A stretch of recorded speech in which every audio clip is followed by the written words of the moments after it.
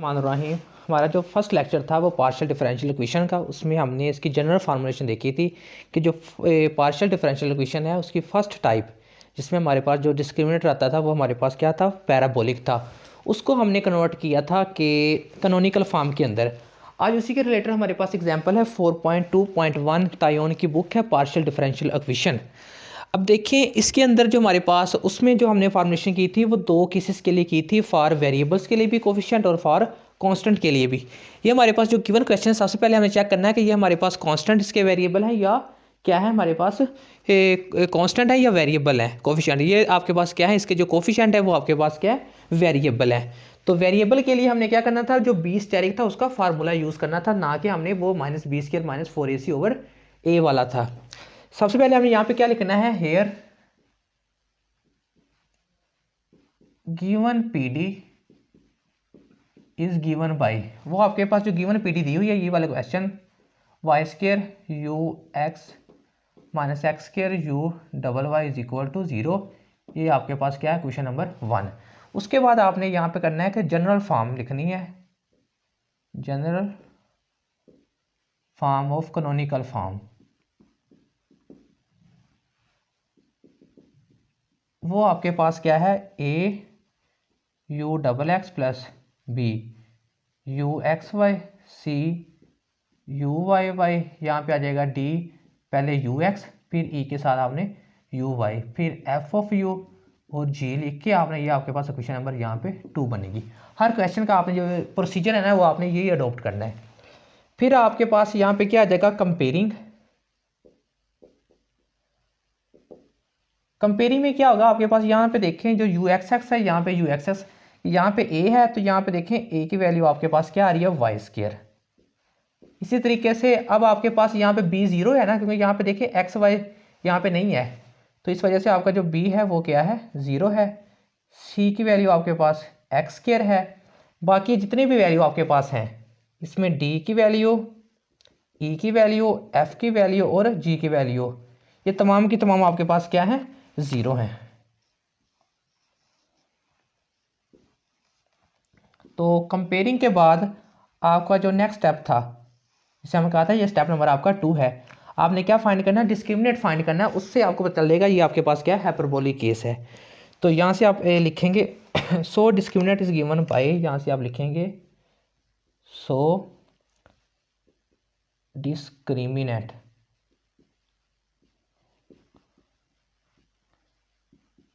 Is given by, तो यहाँ से डिस्क्रिमिनेंट का फार्मूला लगा दें, b² - 4a और c। तो उसकी वैल्यू, b की वैल्यू तो आपके पास 0 है, -4a की वैल्यू आपके पास y² और c की वैल्यू यहाँ से -x²। तो इसका रिजल्ट आपके पास आता है प्लस का 4x² और y²। तो यानी कि डिस्क्रिमिनेंट आपके पास क्या निकला है, पॉजिटिव निकला है, यानी कि ये आपके पास क्या है, >= 0। तो जब आपके पास वो >= 0 होता है तो केस आपके पास कौन सा होता है, हाइपरबोलिक। तो गिवन पीडी आपके पास किस फॉर्म में है, हाइपरबोलिक फॉर्म में है। तो नेक्स्ट आप यहाँ से इसकी कैरेक्टरिस्टिक फॉर्म लिख देंगे। तो the characteristic form, the characteristic equation, इसकी आपके पास कैरेक्टरिस्टिक इक्वेशन क्या है, dy/dx, यहाँ से निकल आएगा b +- ये वाला आपके पास क्वाड्रेटिक का फार्मूला, लेकिन किस केस में, प्लस में है। तो इसकी आप वैल्यू यहाँ पे पुट करते हैं, ये आ जाएगा dy/dx, b तो आपका ऑलरेडी 0 है, +- इसकी वैल्यू आपके पास ये निकली है 4x² और y², 2 और a की वैल्यू आपके पास क्या है, y²। स्क्वायर रूट को जब आप स्क्वायर के साथ ख़त्म करेंगे तो +-2xy, यहाँ पे निकल आएगा 2y²। तो 2 के साथ 2 कैंसिल, एक y के साथ y का स्क्वायर कैंसिल। तो यहाँ से dy/ जो dx आपका निकलेगा वो निकलेगा x और y विद +-। तो ये आपके पास क्वेश्चन नंबर इसकी 3 थी। तो इसके आपके पास अब 2 केस बनेंगे, वही एक प्लस वाला एक माइनस वाला, जो हमने जनरल फार्मूलेशन में बात की थी। तो d y by d x ये आपका निकल आया है प्लस केस में, तो एक आपका निकलेगा d y by d x, यहाँ पे माइनस एक्स ओवर वाई। फिर आपने क्या करना है, इसकी सेपरेशन करनी है, यानी कि वाई इधर आ जाएगा डी वाई के साथ और एक्स डी एक्स के साथ चला जाएगा। फिर आपने इसकी क्या करनी है, इंटीग्रेशन, तो जिससे हमें दो कांस्टेंट कर्व मिलेंगी। तो ये आ जाएगा वाई स्क्वायर बाई टू, यहाँ से एक्स स्क्वायर बाई टू, तो इसकी फॉर्म आपके पास यहाँ पे निकल आएगा C1 कांस्टेंट ऑफ इंटीग्रेशन। तो या तो आप क्या करें, टू के साथ मल्टीप्लाई करवा लें, इसको C डैश का नाम दे दें, तो ये बन जाएगा y square minus x square, तो ये बनेगा 2C1 डैश, तो आप इसको C1 रख लें, C1। सेम आपने यहाँ पे करना है, इसको ज़रा लाइन लगा लें ताकि सेपरेट हो जाएगा आपके पास। तो ये बन जाएगा y d y minus x, यहाँ पे डी एक्स, वही इंटीग्रेशन करें इसकी, तो ये वाई स्क्वायर बाई टू, तो minus x square by two, ये C2 डैश आ जाएगा। तो 2 से जब मल्टीप्लाई करेंगे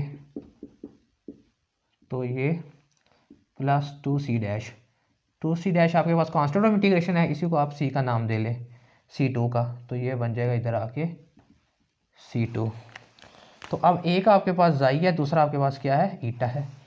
तो न्यू आपने जो वेरिएबल आपने क्या करने थे, इंट्रोड्यूस करने थे, तो यहाँ से इंट्रोड्यूस कर लें, तो इंट्रोड्यूस न्यू वेरिएबल, तो यहाँ से आप या तो लिख लें कि इंट्रोड्यूस्ड न्यू, जो कांस्टेंट अब आपके पास निकलेंगे वेरिएबल लिख रहे हैं उसका नाम, एक का नाम आप लिखेंगे जाई और दूसरा का आप ईटा।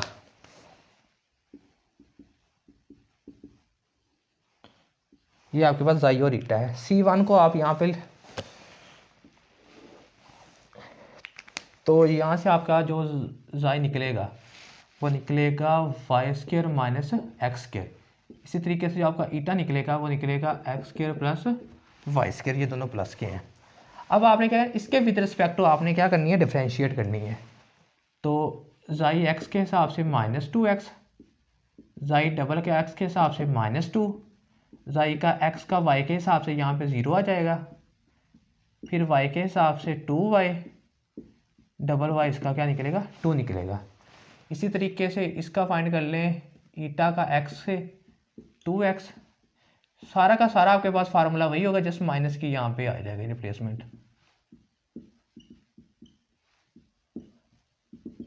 ये सारे का सारा वही आपके पास वही फार्मूला, जस्ट आपके पास क्या है, यहाँ पे माइनस की रिप्लेसमेंट है। उसके बाद करने के बाद आपने क्या करना है, वही सारे ए स्टेरिक, बी स्टेरिक, सी स्टेरिक आपने फाइंड आउट करने हैं यहाँ पे। तो सबसे पहले आप क्या फाइंड करेंगे, ए स्टेरिक। तो ए स्टेरिक का फार्मूला आपको पता है कि ए जाई स्क्वायर यहाँ पे एक्स, फिर आपने यहाँ पे बी जाई का एक्स के हिसाब से, फिर आपने ईटा का जाई का वाई के हिसाब से यहाँ पे, फिर आपके पास सी जाई स्क्वायर और वाई आ जाएगा। तो ये आपके पास स्टेरिक, ए आपके पास यहाँ पे देखें, ये आपके पास क्या, वाई स्क्वायर, और आपके पास जाई एक्स क्या है, यहाँ से चेक कर लें, जाई एक्स की कीमत आपके पास थी -2x, -2x, फिर ऊपर आपके पास क्या है, इसका स्क्वायर है। तो b की कीमत यहाँ पे आपके पास है ही नहीं, b की कीमत आपके पास क्या निकलेगी, 0 निकलेगी। तो इसमें आपके पास c की कीमत आपके पास -x² है, और जाई y की कीमत चेक कर लें, आपके पास जाई y यहाँ पे निकला आपके पास 2y, तो ये आएगा 2y, सारे का क्या है, स्क्वायर है। तो ए स्टेरिक आपके पास यहाँ पे निकलेगा, ये पॉजिटिव हो जाएगा, एक्स स्क्वायर और वाई स्क्वायर, और ये आपके पास निकलेगा -4x स्क्वायर और वाई स्क्वायर। तो ए स्टेरिक आपके पास यहाँ पे क्या निकला है, 0। वैसे भी जब मैंने कहा था कि जब आपने हाइपरबोलिक केस होता है ना, हाइपरबोलिक केस के लिए आपके पास आपको ए स्टेरिक और सी स्टेरिक निकालने की ज़रूरत नहीं होती। तो जब आप हाइपरबोलिक आपके पास केस निकलेगा तो आपने ये वाला प्रोसीजर यहाँ से नहीं करना, तो क्योंकि आपने वेरीफाई भी कर लिया कि ये दोनों आपके पास क्या हैं, 0 हैं। तो जब आपके पास हाइपरबोलिक केस होगा ना, तो आपने क्या करना है, ए स्टेरिक और सी स्टेरिक, इसको आपने ज़ीरो ही लेना है, कंसीडर करना है, इसकी वैल्यू ज़ीरो ही आती है। आपने डायरेक्ट क्या फाइंड करना है, बी स्टेरिक फाइंड करना है। बी स्टेरिक का फार्मूला आपके पास क्या था, 2a ज़ाई एक्स और फिर ईटा एक्स, फिर आपके पास यहाँ पे बी आ जाएगा, फिर xi X eta Y, eta X xi Y, फिर यहाँ से निकलेगा 2c, और फिर आपके पास अगर यहाँ पे ज़ाई एक्स था ना तो यहाँ पे लिखेंगे ज़ाई वाई फिर ईटा वाई। तो इसमें आप वैल्यू पुट कर दें आप, तो ईटा एक्स और ज़ाई एक्स, यहाँ पे चेक करें ईटा एक्स और ज़ाई एक्स की वैल्यू, और यहाँ पे 2 और a की वैल्यू आपको पता है वाई स्क्वायर है, तो ये आ जाएगा -2x, और फिर आपके पास क्या है 2x है। b तो आपके पास क्या है 0 है क्वेश्चन में, तो ये आपके पास 0 आ जाएगा, +2c की वैल्यू क्या है -x², और ज़ाई वाई की कीमत 2y है और ईटा वाई की कीमत भी 2y है, तो 2y और यहाँ पे भी आपके पास क्या आ गया 2y। इसको सिंप्लीफाई करें तो ये आपके पास आएगा, ये देखें 2 4 और 4 8, और माइनस का 8x² और y², ये भी माइनस बाहर आ जाएगा, 2 आपके पास आ जाएगा 8x² और y², तो बी स्टेरिक की कीमत आपके पास निकलती है -16x² और y²। ये आपके पास आ गया बी स्टेरिक। अब आपको चाहिए ए और सी आपका 0 है, बी के बाद आपने फाइंड आउट करना है डी स्टेरिक। तो डी स्टेरिक का यहाँ पे आप फार्मूला लिख लें। आप डी स्टेरिक का फार्मूला है ए ज़ाई का डबल एक्स, फिर बी ज़ाई का एक्स और वाई, फिर सी ज़ाई का डबल वाई, फिर डी ज़ाई का एक्स, फिर ई ज़ाई का वाई। ये वाली जो पॉइंट टर्म है ना आपके पास, वो जो आपके पास पहली इसकी कानून ए फार्म थी, जनरल फार्म, वही वाली पहली 5 टर्म है इसकी, ये वाली। जैसे आपने यू को रिप्लेस किया ज़ाई के साथ, फिर इनकी वैल्यू रिप्लेस कर दें, तो ए आपके पास है y², और ईटा डबल एक्स की वैल्यू आपके पास है यहाँ से -2, बी तो आपके पास 0 था, सी की वैल्यू -x², ज़ाई डबल वाई की कीमत आपके पास क्या है 2 है, डी भी 0 था, उसके अंदर ई भी 0 था। यहाँ पे चेक कर लें आपके पास डी ई आपके पास सारे के सारे क्या हैं 0 हैं। तो यहाँ से जो डी स्टेरिक निकलेगा वो निकलेगा -2y² -2x²। तो डी स्टेरिक के लिए -2 कॉमन ले लें, तो ये निकल आएगा y² -x²।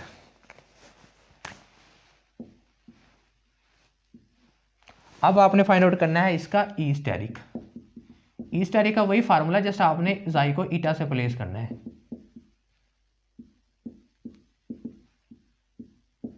डबल वाई फिर डी ईटा एक्स ईटा का वाई का, फिर आप चेक कर लें, ये तो डी और जी 0 है, बी भी 0 है, जस्ट आपके पास ए और सी में वैल्यू पुट होगी। ये y² है, ईटा डबल एक्स आपके पास चेक कर लें -2 है, ईटा डबल एक्स यहाँ पे चेक करना। अब 2x आपके पास क्या है 2 है, b 0 है, c आपके पास -x² है, ये भी आपके पास 2, ये भी 0, ये भी 0। तो यहाँ से ये स्टेरिक निकलने के बाद आप 2 कॉमन ले लेंगे, तो y² -x² आपका आ जाएगा यहाँ से। अब जो आपका f स्टेरिक होता है वो f के बराबर होता है, जो g स्टेरिक होता है वो g के बराबर होता है। यहाँ से f और g दोनों की कीमतें 0 हैं, तो f स्टेरिक भी आपका 0 और g स्टेरिक भी आपका 0।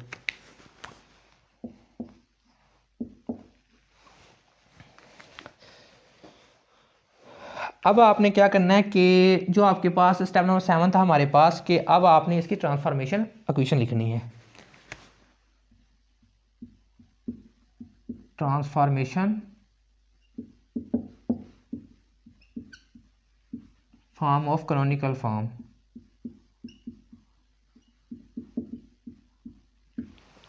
ये आपके पास कैनोनिकल फॉर्म नहीं है, ये आपके पास पार्शियल डिफरेंशियल इक्वेशन की फॉर्म है।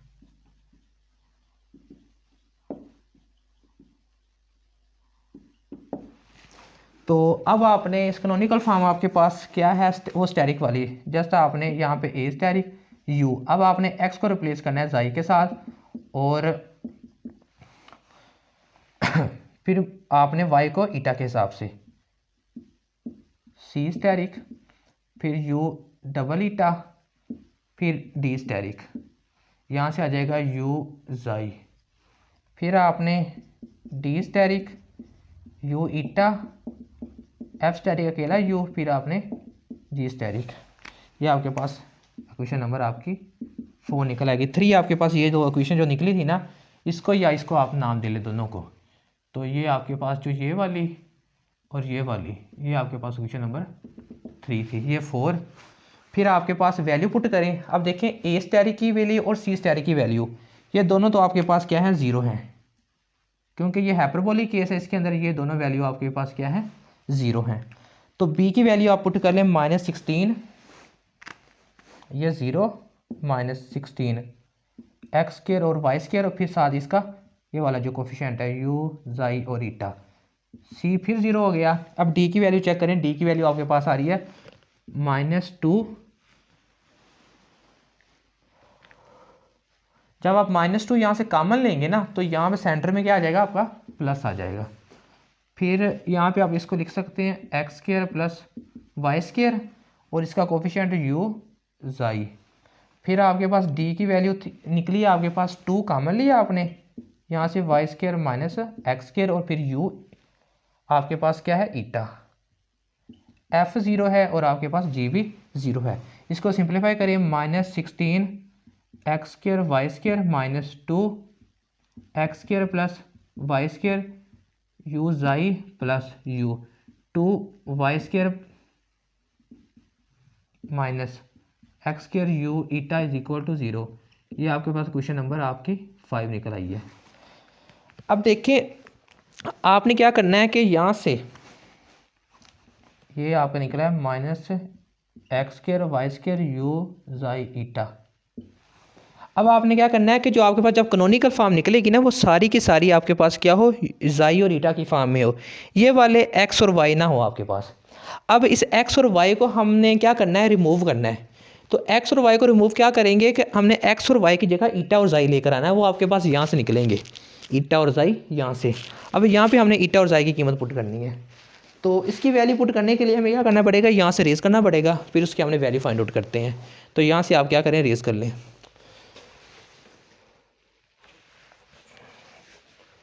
तो ये वाले 2 लाइनें हमें रेज़ करनी पड़ेंगी।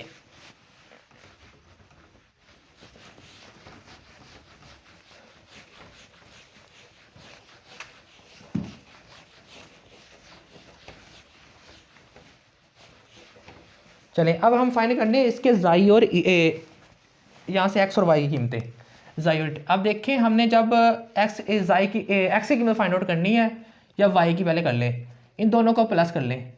जब प्लस करेंगे ये वाला एक्स और ये वाला एक्स कैंसिल हो जाएंगे। तो यहाँ से आप क्या करें, ये वाला आपके पास सोल्यूशन था,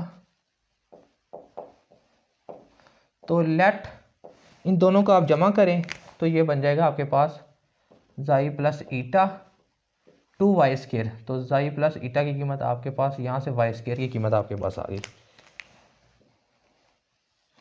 तो दोनों को आप क्या करें, आप सब्ट्रैक्ट करवाएं। तो जब जाई माइनस ईटा करेंगे तो -2x स्क्वायर आ जाएगा।